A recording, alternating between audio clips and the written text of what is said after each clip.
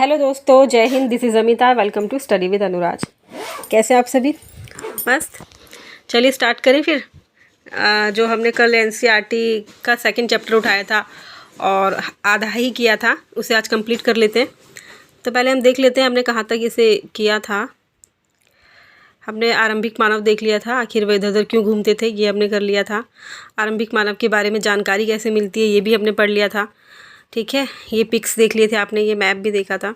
रहने की जगह निर्धारित करना, ये भी देखा था हमने। और शैल चित्रकला, इनसे हमें क्या पता चलता है, यहाँ तक हमने पढ़ा था। पुरास्थल के बारे में हमने देख लिया था। आग की खोज, ये देख लिया था हमने कि आग की खोज के बारे में कहाँ पे पहले हुई, हमने ये देख लिया था। फिर हम बदलती जलवायु पर आ गए थे। खेती और पशुपालन की शुरुआत कैसे हुई, हमने ये देख लिया था। बसने की प्रक्रिया के बारे में देख लिया था। ठीक है, यहाँ तक हमने पढ़ लिया था। आई होप आप सबने नोट्स बना लिए होंगे। मैंने भी बना लिए हैं ये नोट। मैं बाद में आपको अपने AEES का जो एग्ज़ाम है वो देख कर आने के बाद मैं आपके साथ अपने नोट शेयर करूँगी। अभी आप वीडियो को बार बार देख करके अपने नोट्स बना सकते हैं और उससे रिवीजन के लिए हेल्प हो जाएगी आगे।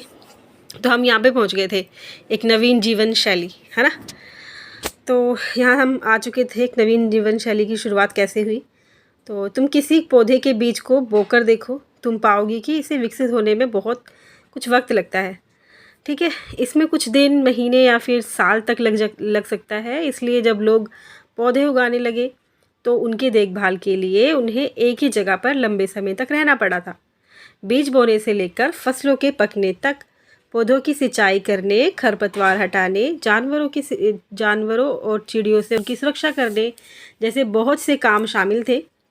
कटाई के बाद अनाज का उपयोग बहुत संभल कर करना पड़ता था।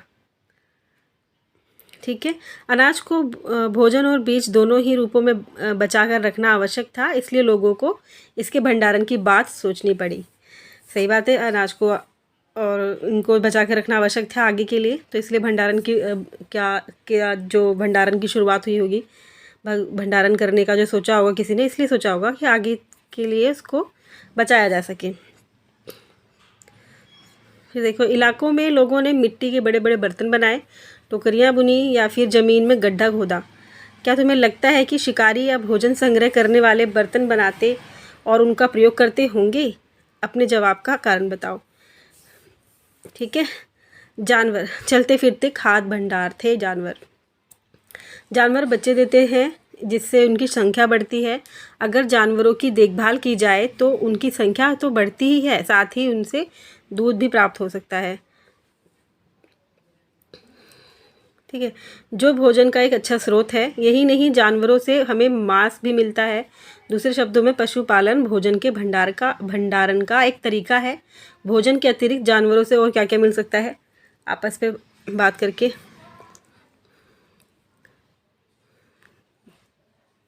आपस में वार्तालाप इस पे कर सकते हैं ना।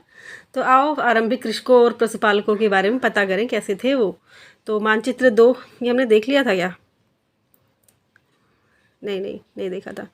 तो मानचित्र 2 पृष्ठ संख्या 13 देखो, क्या तुम्हें कई नीले वर्ग दिख रहे हैं?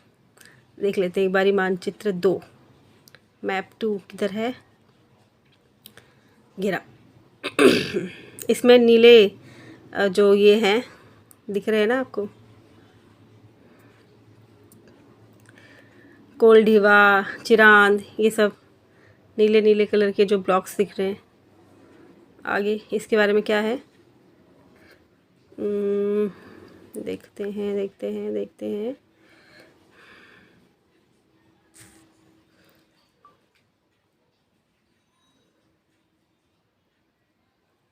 ओहो, ये तो ख़त्म हो गया।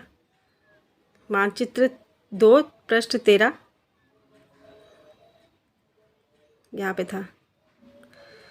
ओहो, हाँ ये रहा। मानचित्र 2 पृष्ठ 13 देखो, क्या तुम्हें कई नीले रंग के वर्ग दिखे? बिल्कुल दिखे।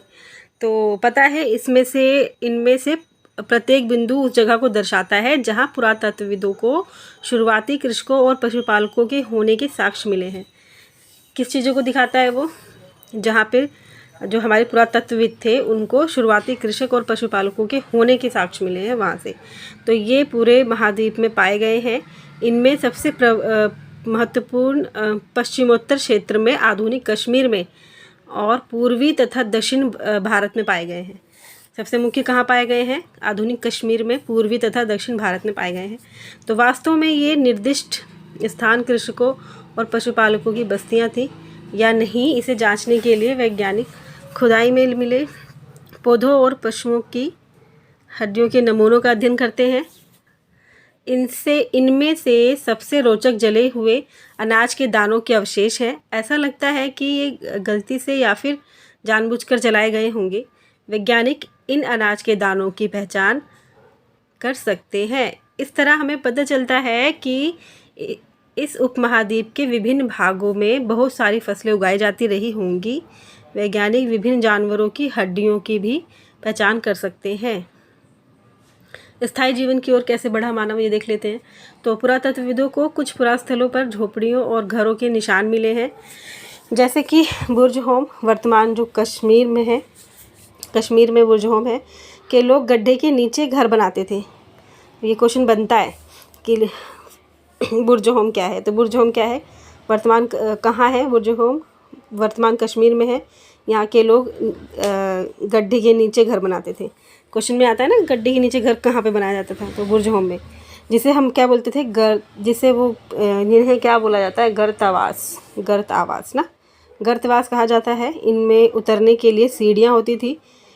इससे उन्हें ठंड के मौसम में सुरक्षा मिलती होगी। पुरातत्वविदों को झोपड़ियों के अंदर और बाहर दोनों ही स्थानों पर आग जलाने की जगह मिली हैं। ऐसा लगता है कि लोग मौसम के अनुसार घर के अंदर या बाहर खाना पकाते होंगे।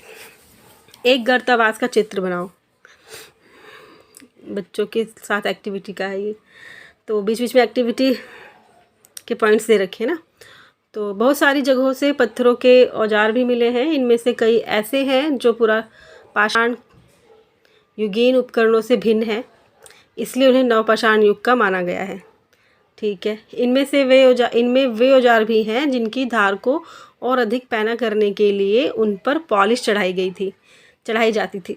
ठीक है, ओखली और मूसल का प्रयोग अनाज तथा वनस्पतियों से प्राप्त अन्य चीज़ों को पीसने के लिए किया जाता था। आज हज़ारों साल बाद भी ओखली और मूसल का प्रयोग अनाज पीसने के लिए किया जाता है।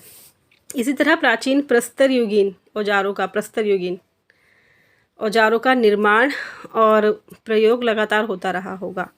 ठीक है, कुछ औजार हड्डियों से भी बनाए जाते थे। देखो ये औजार नवपाषाण युग के कुछ उपकरण हैं। ये आखेट खाद्य संग्रह, ये तो चैप्टर का नाम है। देखो उपकरण पत्थर के नवपाषाण युग, देखो यहाँ बनाए। क्या तुम कल्पना कर सकती हो कि इस पात्र में क्या रखा होगा? अनाज हो सकता है, पानी हो सकता है, क्या है ये, मटका जैसा। तो नवपाषाण युग के पुरास्थलों से कई प्रकार की मिट्टी के बर्तन मिले हैं। कभी कभी इन पर अलंकरण मतलब पॉलिश वगैरह किया जाता था। बर्तनों का उपयोग चित्रों को रखने के लिए बर्तनों का उपयोग चीज़ों को रखने के लिए किया जाता था। धीरे धीरे लोग बर्तनों का प्रयोग खाना बनाने के लिए भी करने लगे।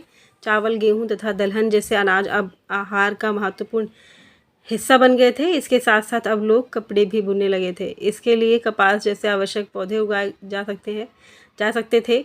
क्या ये परिवर्तन हर जगह एक साथ ही आ गए होंगे? बिल्कुल नहीं, सब जगह अलग अलग। ठीक है, क्योंकि सब जगह अलग अलग तरीके से परिवर्तन हुआ होगा ना, एक जैसा तो नहीं हुआ होगा। कुछ चीज़ें तो सब जगह ही सेम होती हैं। तो ऐसी बात नहीं है एक तरफा, जहाँ कई जगहों पर स्त्री पुरुष शिकार और भोजन संग्रह करने का काम करते थे, वहीं अन्य लोगों ने हज़ारों सालों के दरमियान धीरे धीरे खेती और पशुपालन को अपना लिया। ठीक है, बहुत जगह लोग मौसम के मुताबिक बदल कर अपनी जीविका चलाया करते थे। सूक्ष्म निरीक्षण, अब से मेहरगढ़ की बात आ जाती है। मेहरगढ़ में जीवन और मृत्यु, मानचित्र 2 हमने देख लिया था। ठीक है, मेहरगढ़ ढूंढ लो, वहाँ पर मेहरगढ़ देख लेते हैं। क्या पीछे जाना पड़ेगा बहुत? मेहरगढ़ देखो, मैं दिखाती हूँ आपको मेहरगढ़ मैप में। ये इधर मेहरगढ़ पाकिस्तान, ये देखो दिख गया मेहरगढ़? एक सेकेंड, मेहरगढ़ कहाँ? पाकिस्तान में। ठीक है जी।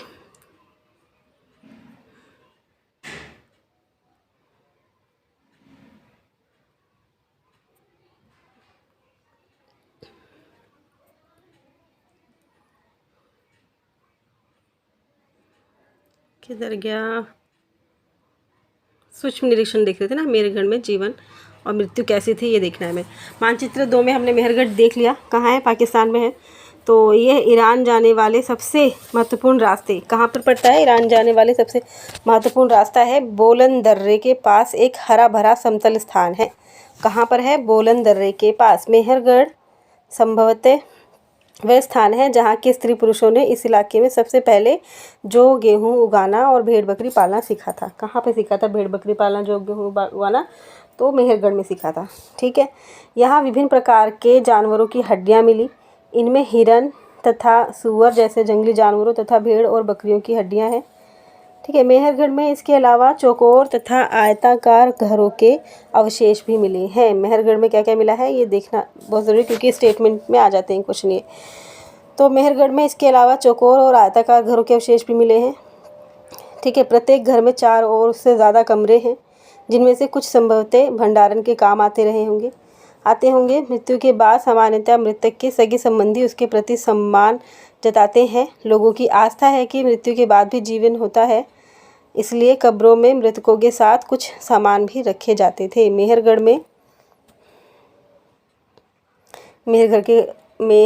के आप घर देख सकते हैं कैसे, आयताकार, चौकोर, इस तरीके से। मेहरगढ़ के घर का चित्र। मेहरगढ़ के घर शायद ऐसे दिखते हो, तुम जिस घर में रहते हो उसके साथ इस घर की क्या समानता है? एकदम ऐसे ही दिखता है अभी भी, है ना? थोड़ा बहुत अंतर है जी। वहाँ के लोग मानते थे कि मृत्यु के बाद भी जीवन है, अभी भी तो बहुत से लोग मानते हैं। तो ऐसी कई कब्रें मिली हैं। एक कब्र में एक मृतक के साथ एक बकरी को भी दफनाया गया था। संभवतः इसे परलोक में मृतक के खाने के लिए रखा गया होगा। मान्यताएं। मेहरगढ़ की कब्र का चित्र है ये देखो, इसके साथ बकरी को दफनाया गया था। क्या तुम बकरी के कंकाल को पहचान सकते हो? देखो इधर ये बकरी का कंकाल, मानव का तो इधर है ना, बकरी का देखो इस तरफ जानवर रखे गए, 2 हैं। अब इधर देखो, फ्रांस में गुफा में की गई चित्रकारी, ये फ्रांस की है। अन्यत्र अगर और कहीं भी देखें तो कैसे सब बदल रहा था, सब जगह लोग ना किस तरीके से लोगों ने अपने आप को बदलाव कैसे आया, ये सब देख सकते हैं। कि जैसे हमारे आसपास इंडिया में और इंडिया के आसपास और था, वैसे फ्रांस में भी गुफा की चित्रकारी दी गई है यहाँ पे। तो अपने एटलस में फ्रांस ढूंढो। ठीक है। यह चित्र फ्रांस की गुफा का है। इस पुरास्थल की खोज लगभग 100 साल पहले 4 स्कूली छात्रों ने की थी। ठीक है। इस तरह के चित्र लगभग 20,000 साल पहले से लेकर 10,000 साल पहले के बीच बनाए गए। 20,000 साल से लेकर 10,000 साल पहले के बीच बनाए गए होंगे। इनमें कई जानवरों के चित्र हैं। इनमें जंगली घोड़े हैं, गाय, भेड़, भैंस, गैंडा, रेनडियर, बारहसिंगा और सूअरों को गहरे चमकीले रंगों से चित्रित किया गया है। ठीक है। इन रंगों को लोह, अयस्क और चारकोल जैसे खनिज पदार्थों से बनाया जाता था। यह संभव है कि इन चित्रों को उत्सवों के अवसर पर बनाया जाता था, या फिर उन्हें शिकारियों द्वारा शिकार पर निकलने से पहले कुछ अनुष्ठानों के लिए बनाया गया होगा। ठीक है। सब संभावनाएं हैं। क्या तुम इन्हें बनाने का कोई कारण बता सकते हो? कारण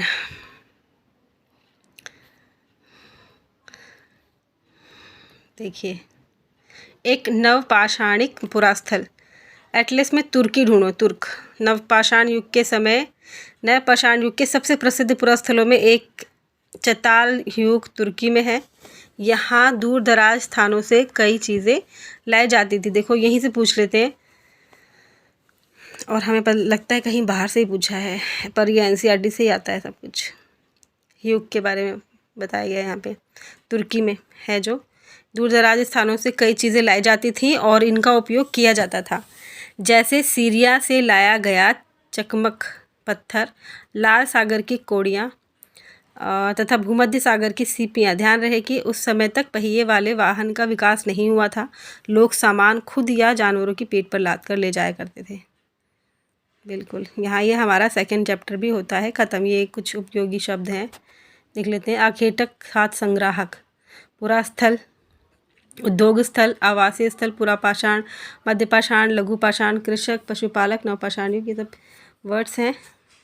ये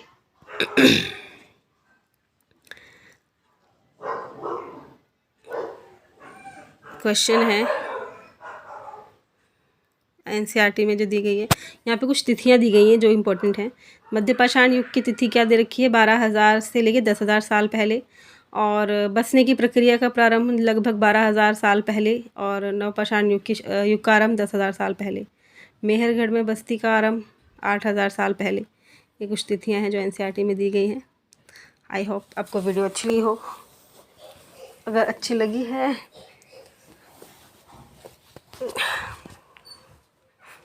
तो देख लीजिएगा,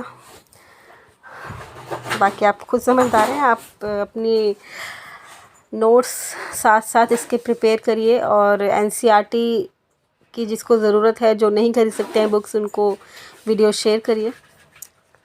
ओके, थैंक यू, बाय।